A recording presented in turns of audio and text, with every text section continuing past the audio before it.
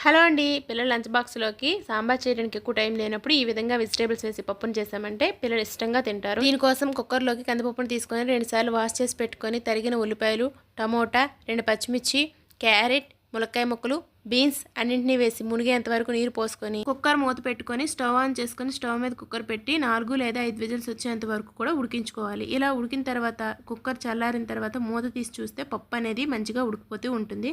తర్వాత ఇందులోకి 1/2 tea spoon పసుపు, 1/2 టీ స్పూన్ కారం, 1 స్పూన్ వరకు సాల్ట్ని యాడ్ చేసుకొని అలాగే ఒక పెద్ద నిమ్మకాయ సైజ్ అంత చింతపండును గుజ్జు తీసి వేసుకోవాలి.